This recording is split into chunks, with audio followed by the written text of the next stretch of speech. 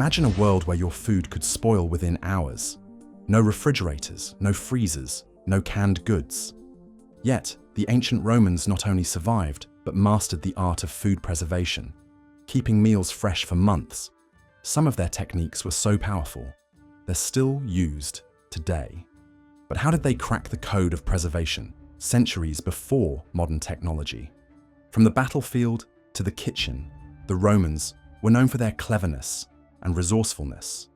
But be warned, some of their survival methods may leave you speechless or even nauseous. Take, for instance, their unconventional use of mouse brains as toothpaste or their use of cobwebs to stop bleeding. Yes, you heard that right.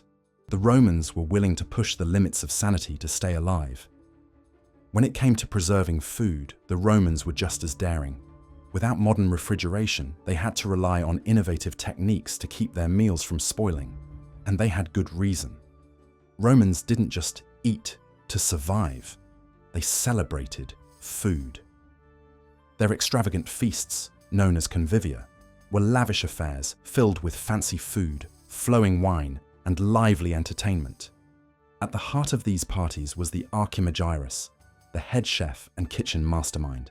He moved through the kitchen with pride, followed by slaves and servants, making sure everything was cooked to perfection over open fires on wooden stoves. Being the head chef of ancient Rome was no easy feat. The Archimagirus had a ton of responsibilities. They'd wake up super early before dawn to start prepping meals for the day, chopping veggies, marinating meats, stirring sauces. It was a lot of work. But with hungry guests expecting nothing less than perfection, could they afford to make a single mistake? The Archimagirus didn't work alone. The Romans had a strict division of labor in the kitchen. The Archimagirus was simply the mastermind responsible for overseeing the kitchen staff team of skilled cooks, bakers, butchers, wine experts, kitchen maids, pantry managers, and more. In the Roman kitchen, every cook had a role to play. The cocus, a skilled chef, prepared delicious meals under the sharp eye of the Archimagirus. Nearby, the pister, a master baker, crafted fresh bread and sweet pastries in a separate workspace. The lanio, or butcher, ensured the best cuts of meat were ready for the cocos to cook, while the pulpina, a kitchen maid, rushed between tasks to keep everything running smoothly. Meanwhile, the salarius guarded the pantry like a treasure trove, and the vunarius carefully selected the perfect wine for each dish, making every feast a masterpiece. The Romans' division of labor was pure genius. Just like today, when planning a party or running a restaurant, it's clear that teamwork makes the dream work. And surprisingly, we still follow the Romans' lead in many ways. The same roles and responsibilities still exist in modern kitchens. And the menu? It was a real treat. The Romans would chow down on globi, which was deep-fried dough balls, basically ancient Roman donuts, roasted meats, wine, and patina, which was simply a meat and veggie dish cooked in a pastry crust. It was a foodie's paradise. But, as with all good things, there was a catch. The Romans had a major problem on their hands, preserving all these delicious meals. I mean, back then, there weren't any means whatsoever to refrigerate meals. And with the Romans being lovers of fine cuisine, it's pondering to really want to know how they actually preserved these wonderful dishes. So, what did they do? Well, they had to get creative. One of their most prized methods was using honey and salt as a preservative. This combination was the ultimate game changer, increasing the shelf life of food and keeping bacterial growth at bay. But how did the Romans discover that honey could preserve food? Well, the thing with honey was that it was a prized commodity, had been sought after for its taste and medicinal properties, but its true power remained unknown until the Romans stumbled upon its incredible preservative abilities. The journey began with a sweet tooth. The Romans imported large quantities of honey from all corners of their vast empire, with Malta being a particularly prized source. But as they delved deeper into the world of apiculture, they discovered that honey was more than just a sweet treat. Through trial and error, the Romans uncovered the incredible preservative properties of honey. News of this discovery spread like wildfire. And soon, beekeeping became all the rage in ancient Rome. Underground beehives made of clay began to dot the landscape, tucked away at the base of trees or carved into rocky mountainsides. The Romans were obsessed with unlocking the secrets of honey, experimenting with its uses in cosmetics, cooking, and eventually food preservation. And as for salt back then, salt was also a very prized commodity, worth its weight in gold. But how did the Romans discover the magical powers of salt? Well, let's travel back in time to around 6000 BC, to the area of present-day Romania, with people boiling spring water to extract salts. It was a painstaking process, but the reward was worth it. Salt was a treasure, desired by ancient civilizations like the Hebrews, Greeks, Romans, Byzantines, Hittites, Egyptians, and Indians. The Romans, in particular, were masters of salt production. They invented lead salt pans to evaporate brine and produce salt. It was a game changer, making salt more accessible and widespread. The Romans used salt to preserve food, heal wounds, and even pay their soldiers. Roman soldiers were partly paid in salt, which is where we get the word soldier from, saldare, meaning to give salt. As salt became a vital commodity, nations began to fight over it. Wars were waged, and empires rose and fell, all because of salt. But today, let's just say that's nearly impossible. Salt is everywhere now, isn't it? The value of salt didn't just shape ancient Rome. It influenced battles for centuries. One of the bloodiest? The San Elizario, Salt War. It was the mid-19th century, and the stage was set for a showdown in the Wild West. The prize? The immense salt lakes at the base of the Guadalupe Mountains in West Texas. These natural wonders were the lifeblood of the region, providing a vital resource for cattle ranchers, farmers, and traders. But as the demand for salt grew, so did the tensions. Who would control the salt lakes? Would it be the wealthy ranchers, the cunning traders, or the determined settlers? The San Elizario Salt War was no small war though, spanning for over 12 years, claiming 20 to 30 men's lives. 12 years of bloodshed over salt. Unbelievable. Fast forward to today, and it's hard to understand why anyone would fight over salt. It is abundant, cheap, and readily available. In fact, current health guidelines suggest that most people consume too much salt, which can lead to health issues like high blood pressure and heart disease. Who knew that salt, once a prized commodity, would become a dietary villain? Today, we take salt for granted, sprinkling it over our meals without a second thought. But the Salt Wars serve as a reminder of the complex and often challenging history behind something as seemingly simple as a pinch of salt. Salt was a lucrative trade then, with salt being transported by boat across the Mediterranean, along specially built salt roads, and across the Sahara on camel caravans. The scarcity and universal need for salt made it a valuable asset.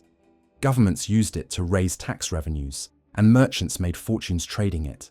Salt was the gold of the ancient world, and those who controlled it held the power. But what made this ancient duo so effective? For starters, honey's acidity and hydrogen peroxide content hindered bacterial growth, while salt's high osmotic pressure dehydrated bacteria. This 1-2 punch preserved the natural nutrients in food, making it a win-win situation. The Romans, however, were extremely relentless, always pushing the boundaries of innovation. They didn't stop at just one method of preserving food. No, they had to explore every possible method. And so, they stumbled upon another game-changing technique: smoking. But was this discovery a stroke of genius, or a desperate attempt to keep death at bay? The art of smoking has a rich history that dates back to our ancient ancestors. The early cavemen discovered that exposing meat to smoke could not only change its flavor, but also aid in its preservation. This primitive technique laid the foundation for future generations to refine and perfect. The Romans, known for their love of fine recipes, took smoking to the next level. They experimented with different types of wood, temperatures, and ingredients, including salt, to create a distinctive flavor profile. By combining salt with smoke, the Romans discovered a winning formula that would be emulated for centuries to come. The Romans continued to invest heavily in mastering the art of smoking, and their efforts paid off. Their top secret strategy? Smoking over wood fires, of course. They'd hang meat, fish, and other tasty treats above slow-burning flames, allowing the smoke to work its magic and infuse the food with flavor. To take their smoking game to the next level, the Romans built massive smokehouses, known as fumaria, specifically designed for smoking foods. These structures enabled controlled smoking, far surpassing the results of other methods. And then, there were some other Romans who dared to be different. They employed the use of clay vessels, because to them, who needs fancy smokehouses when you can just use a clay pot? They'd place food in these vessels, cover them with lids and leaves, and let the smoke work its magic. Smoking was a masterstroke. Not only did it increase the shelf life of food, inhibit bacterial growth, and preserve nutrients, but it also added a depth of flavor, tenderized food, and improved its texture. It was a culinary triple threat. And the Romans, being the clever folks they were, quickly realized that smoking was the perfect way to produce delicious sausages, bacon, and ham. Till date, smoking is a method of preservation that's still widely used practically everywhere. And honestly, it doesn't look like it's going to fade anytime soon. But as effective as smoking was, it wasn't a one-size-fits-all solution. Some foods just didn't lend themselves to smoking, and the Romans knew it. So they had to think outside the box. They needed a new set of tricks up their sleeve to preserve the vast array of foods that couldn't be smoked, such as leafy greens or vegetables. And that's when the vinegar came in. Or rather, the food went into the vinegar.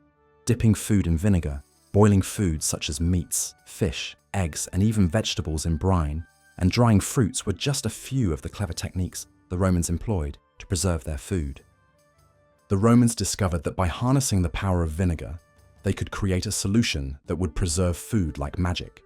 Vinegar, it turns out, is a liquid solution born from the fermentation of sugars and carbohydrates by microorganisms like bacteria and yeast. Its acidic taste, pungent aroma, and versatility make it a culinary chameleon. And when it comes to food preservation, vinegar is the ultimate superhero. The Romans were quick to recognize vinegar's potential, and they wielded it like a magic wand to preserve all manner of foods. But vinegar was still just the beginning.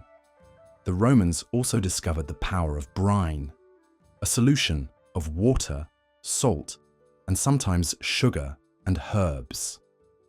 Whether it was a wet brine, where food was soaked in a liquid solution, or a dry brine, where a mixture of salt and ingredients was rubbed onto the food, brine was a game changer.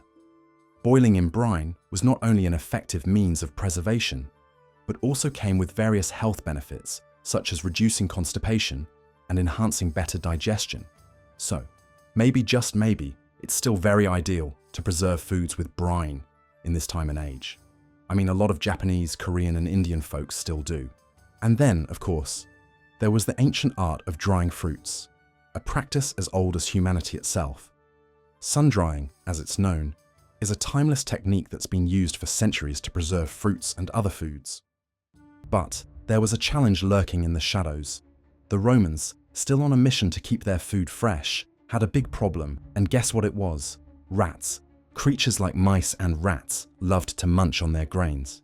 They were the ultimate food thieves, with a tendency to steal valuable food and a reputation for causing trouble. These furry fiends were no ordinary creatures. They were the carriers of disease, the spreaders of sickness, and the spoilers of food. Their presence was a constant reminder of the dangers that lurked in every corner of ancient Rome. From the bustling marketplaces to the humblest of homes, the rat was an unwelcome guest, always on the lookout for its next meal. While it might be an exaggeration to say that Roman towns were overrun with rats, the evidence suggests that these rodents were almost entirely difficult to expel. The discovery of no less than 3 species of rodents in ancient Roman ruins is simply jaw-dropping, and just showcases the negative impact these pests had on the daily lives of the Roman people. The Romans knew they had to act fast, so they got creative and built some amazing storage facilities. They used barrels, clay pots, and special warehouses to keep their food safe. These storage solutions were like fortresses, protecting the food from pests, bad weather, and other dangers. The Romans also built super smart granaries with raised floors, tiny windows, and thick walls. These granaries were like cool, ventilated vaults that kept the grain fresh and secure. They were the perfect place to store food for long periods of time. The wealthy Romans, on the other hand, had other methods of storing food. The wealthy Romans, they lived a life of luxury and extravagance, didn't they? While the common folk were struggling to make ends meet, the rich were indulging in the finest foods and drinks, preserved in the most brilliant ways. Imagine walking into a grand villa, a representation of Roman luxury, and stumbling upon a vast storage cellar. The air is cool and damp, and the sound of gentle trickling echoes through the room. You see rows of wine and oil vases, carefully buried in sand to keep them fresh. Oh, but that's not all. A beautifully crafted stone table stands proudly. Its smooth base a clever deterrent to any pests that might try to reach the precious fruit stored upon it. Behold, the Horea, underground structures built to harness the natural cooling powers of the earth. These subterranean storage facilities were the perfect place to stash grains, olive oil, wine, and other non-perishable goodies. The Romans also employed the use of underground pits or cellars, known as cisternae, to store their more delicate items. Fruits, vegetables, and other perishable treats were carefully placed within these stone or brick-lined pits, where the cooler temperatures and humidity would help preserve them. But here's the fascinating part. The deeper you went, the cooler it got. The Romans had stumbled upon a clever trick. By building their Horea and cisternae deeper into the earth, they could create a naturally cooler environment. It was the perfect solution for keeping their food fresh, without the need for modern refrigeration. Of course, these ancient storage facilities weren't exactly iceboxes. The temperatures within would have ranged from a cool 10 degrees Celsius to 15 degrees Celsius, depending on the location and time of year. However, this technique came with its own set of problems. One of the biggest issues was the presence of rats. Rats. Again, well, these critters never learn, do they? These rodents were huge and feared by everyone. They would scavenge for food, destroying crops and contaminating stored food. Archaeologists even found the remains of 2 mice trapped in a container beneath a bed in the Civita Juliana villa. When it came to tackling those pesky rodents, down in the cellars, the Romans pulled out all the stops, and I mean all of them. So, what did they do?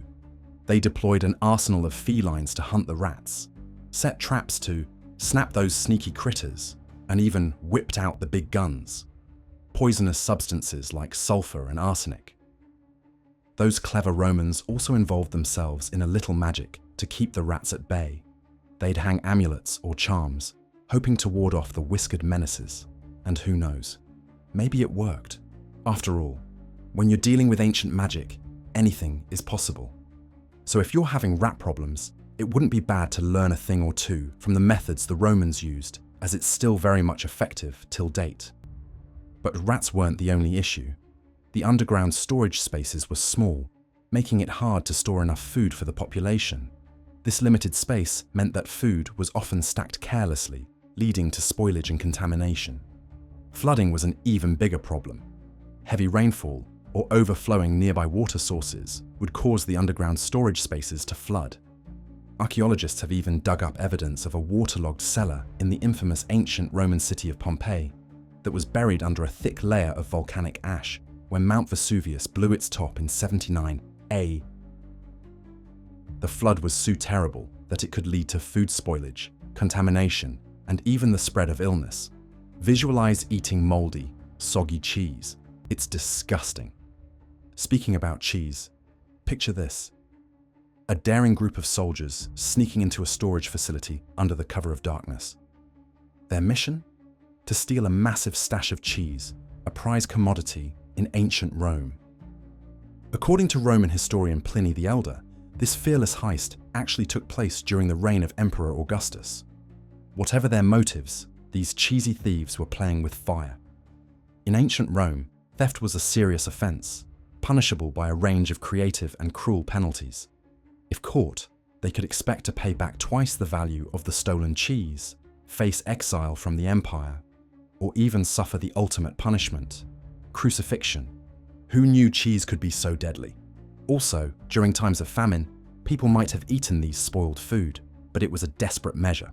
The Romans knew that underground storage had its downsides. Humidity and moisture also caused food to rot, making it a constant struggle to keep food fresh. The Romans tried to mitigate these issues by using various techniques, such as sealing containers and using herbs to preserve food. However, these methods were not foolproof, and food spoilage remained a significant problem. But the wealthy Romans didn't stop there. Oh no, they had a secret weapon: snow, imported from the distant mountains of Lebanon, Syria, and Armenia. But what exactly was the use of snow that warranted the Romans going to extreme lengths to get it? Simply put, this precious commodity was used to keep wine and food cold on scorching hot days. Can you imagine the excitement of receiving a shipment of snow, carefully transported on camels and then buried in pits to keep it fresh? Well, you probably won't be excited about something like that in this time and age, but the Romans were, and thinking about it seems hilarious. In this era, who would even want to use snow to preserve anything, considering the fact that science has evolved, become more updated, and we know better now that snow carries a lot of microorganisms and can even risk food getting contaminated, which could lead to various types of illnesses. But what did the Romans know? To them, using snow as a means of cooling and preservation was luxury and something only the rich could afford. And then, there were the clever folk who lived in the towns of the Alps. They didn't need to import snow. They had it right on their doorstep. And so, they built huge refrigerators using local snow and ice and deep pits to keep their food fresh. Of course, this method wasn't perfect. Transporting snow across scorching landscapes, not exactly efficient. Storing it underground had its risks.